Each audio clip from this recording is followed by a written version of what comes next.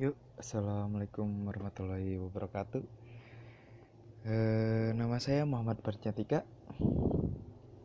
Saya di sini akan bukan menceritakan, ya bisalah disebut menceritakan tentang creepypasta. Sebelumnya saya akan menjelaskan apa itu creepypasta. Creepypasta adalah sebutan untuk cerpen horor di internet yang beredar di forum-forum dan beberapa situs untuk menakut-nakuti para pembaca.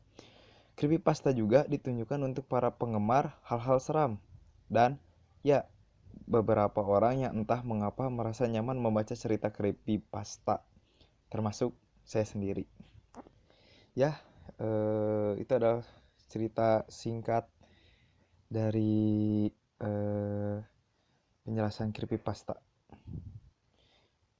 Cerita pertama saya di sini yaitu adalah Forgotten Forest atau hutan yang terlupakan, bisa dibilang seperti itu. Yuk, klak, hei, itu coklat milikku, teriak anak laki-laki berbadan kurus dan memakai kacamata yang bernama John. Salahkan saja dirimu yang membuat kita tersesat di hutan selama 2 hari. Aku tidak mengerti mengapa ibu memberiku adik seperti dirimu, sahut anak laki-laki lain atau yang bernama Adrian, yang berbadan lebih besar dan tinggi dengan rambut model cepak dan membawa ransel hijau lumut di punggungnya. Mulutnya kembali mengunyah coklat batangan setelah ia menyelesaikan kalimatnya. John merenggut, pandangannya dialihkan ke arah tanah. Maaf, ini semua karena rasa penasaran yang memang dari kepatuhan agar peringatan ayah dan ibu. Aku sendiri. Suara terhenti ketika ia melihat ke arah batu besar di hadapan mereka. Batu besar yang sekiranya sudah mereka lewati 3 kali sejak kemarin. Sial, seru Adrian. Ya, yang sepertinya satu pikiran dengan John. Hutan apa sebenarnya ini? Apakah kita sudah pindah dari bumi dalam waktu 48 jam, hah? Adrian tak kuasa menelan emosinya. Perut lapar dengan persediaan makanan yang semakin menipis. Hutan aneh yang seakan tak ada jalan keluar. Semua berpadu dalam keharmonian emosi yang membuat dirinya geram, konyol. Hanya itulah yang ia pikirkan. Sebagai anak yang selalu mendapat beasiswa di sekolahnya, ia membenci hal-hal irasional. Mereka terus berjalan dengan bekal kompas yang sepertinya rusak. Adrian memeriksa kembali handphone maksud saya, yang tidak menunjukkan tanda-tanda kepemilikan sinyal. Benar-benar beruntung batin Adrian. Joan melihat ke sekitar. Hanya ada pohon-pohon tinggi, bebatuan besar, dan tanah yang dipijaknya. Ia bahkan tidak mengetahui jenis-jenis dari pohon besar itu.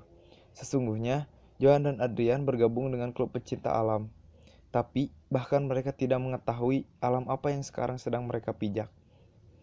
Ini memang kesalahan besar, pikir Joan. Seharusnya ia tidak menyepelekan nasihat orang tuanya. Seharusnya ia juga tidak memaksa Adrian menuruti keinginan di hari ulang tahunnya itu. Ya, kemarin adalah hari ulang tahun Joan. Joan menyesal karena telah membohongi orang tuanya. Ia tahu dirinya adalah anak paling nakal sejagat raya. Ia berkata akan mengikuti kegiatan dari klub pencinta alam di sekolah mereka. Namun, pada kenyataannya, kegiatan itu tidak sepenuhnya benar. Ia hanya ingin pergi ke tempat yang seumur hidupnya selalu dibilang oleh orang tuanya, tempat yang bernama hutan lupa atau Forgotten Forest. Rumor hanyalah rumor, pikiran Joan. Belum tentu rumor yang dikatakan orang lain adalah benar. Untuk alasan itu, ia akan membuktikannya sendiri. Kakak beradik itu berjalan tanpa tahu arah. Joan beberapa kali meminta untuk beristirahat, dikarenakan punggungnya terasa sangat sakit. Kau sudah membawa peralatan paling ringan, bentak Adrian. Jangan manja. Lihat saja tas punggungku, ukurannya 3 kali lipat lebih dibandingkan kau. Adrian berputar untuk menunjukkan tas berisi peralatan kemah, termasuk tenda dan alas tidur. Terlihat seperti punuk unta, pikir John, menahan tawa. Tidak mungkin ia tertawa. Tidak setelah ia berkali-kali membuat ulah yang melibatkan Adrian dan membuatnya kerepotan. Tunggu, raut wajah John terlihat serius sekarang. Aku mendengar sesuatu seperti air. John sendiri meragukan pendengarannya. Namun, di hutan yang terasa semakin gelap ini, panca indera adalah senjata utama untuk bertahan. John mulai berlari, mencari di mana titik suara tersebut kian terdengar.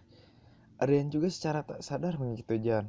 Mereka terus berlari tanpa berbicara sepatah kata pun, hingga pemandangan menyajikan sebuah danau biru dengan air terjun di sisinya.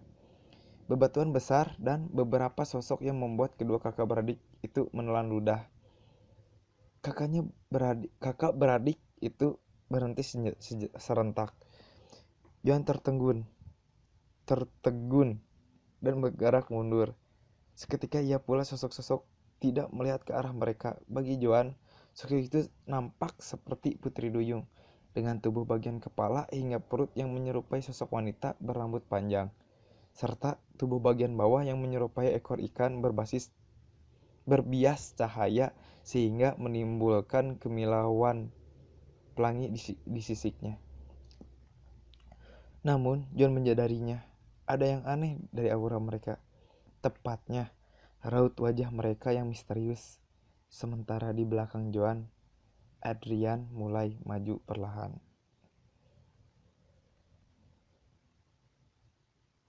Salah satu dari Putri Duyung tadi mulai membuka mulutnya, mengeluarkan nyanyian yang merdu, sangat merdu dan indah. Suara itu membuat John dan Adrian terpana. Mereka mulai bergerak maju. Johan dan Adrian seakan tidak sadar dengan pergerakan mereka, terutama Johan. Ia tidak sadar bahwa ada akar besar yang mencuat dari tanah. Johan maju perlahan, namun akar besar itu membuatnya tersandung dan jatuh. Johan yang tersungkur mencium tanah, mendongakkan kepala, membentulkan letak kacamatanya. Kesadarannya mulai kembali. Ia tahu sebuah kisah tentang Putri Duyung yang membuatnya lekas menutup telinga. Hei, Adrian, sadar! John berteriak agar Adrian tidak terus berjalan dengan tatapan kosong ke arah para Putri Duyung tadi. Ia berusaha bangkit sambil tetap menutup telinga. Sangat sulit, sampai akhirnya ia berhasil segera berusaha berlari ke arah Adrian, mencoba untuk menarik saudaranya kembali. Namun, ia menyadari bahwa separuh tubuh Adrian sudah berada di dalam air danau. Sial, pikirnya, saat melihat salah satu dari Putri Duyung itu menghampiri Adrian.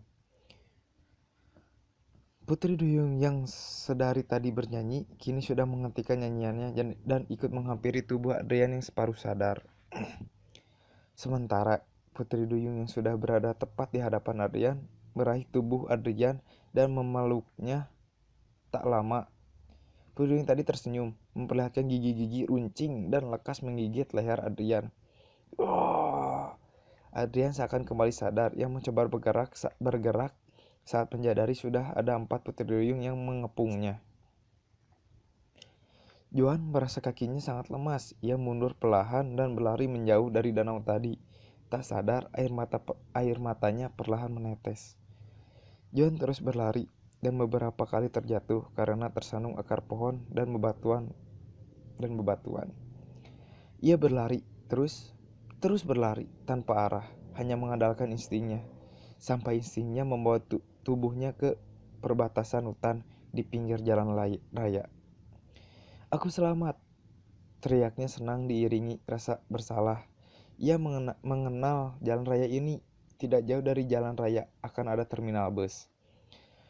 Dan dirinya bisa sampai di rumah dengan selamat. Hanya dia yang selamat.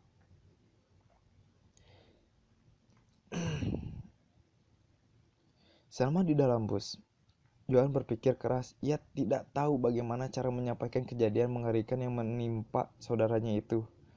Orang tuanya pasti akan merasa marah besar, terlebih kecewa karena dibohongi. Hukuman urusan belakangan, pikir Johan. Ia harus memberitahu rahasia hutan lupa atau Forgotten Forest kepada masyarakat. Juan bersiap untuk berdiri dari duduknya pemberhentian di depan kompleks dirinya tinggal. Juan berdiri di depan pintu rumahnya, menekan bel berkali-kali. Namun, tidak ada jawaban. Apakah mereka sedang ada urusan? Batin Juan menenangkan diri. Hari sudah malam dan lampu rumah menyala terang. Mungkinkah orang tua Juan belum pulang? Juan kerap menekan bel sampai terdengar bunyi klak dari gagang pintu yang diputar. Adalah ayahnya yang menyambut Juan dan dengan wajah bingung.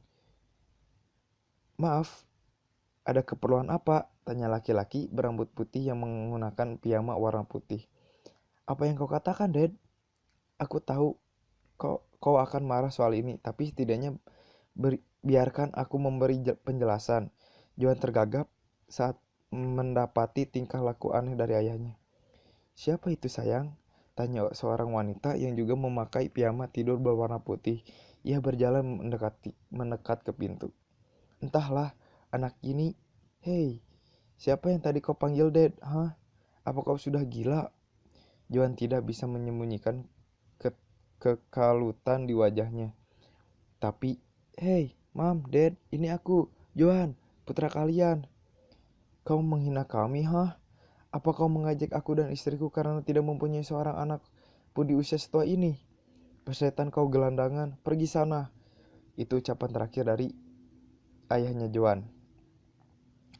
Pintu terbuka lagi, menampakkan wajah wanita berbalut piyama tadi. "Sebaiknya kau cepat pergi, dia memang agak sensitif akhir-akhir ini. Cepatlah sebelum dia memanggil polisi," ucap ibu Juan. Juan tidak bisa berkata-kata. Ia bingung, takut, sekaligus kalut. Terlebih ia harus mencari cara agar ia bisa memberitahu kepada dunia bahwa legenda di Forgotten Forest itu benar adanya. Bahwa jika seorang bisa kembali dengan selamat dari hutan itu, maka orang tua tersebut akan menghilang dari ingatannya. Semua orang yang dia kenal, dengan kata lain, dilupakan. Sekarang, John hanya berpikir untuk mencari cara memberitahu ke semua orang tentang realita dari Forgotten Forest itu. Namun, sekarang ia bingung. Ia mencoba berpikir apa rahasia di Forgotten Forest itu. Apa yang membuat orang lain dilupakan? Lagi pula, mengapa aku pergi ke hutan itu sendirian? Kini, Johan mulai berbicara sendirian. Tamat.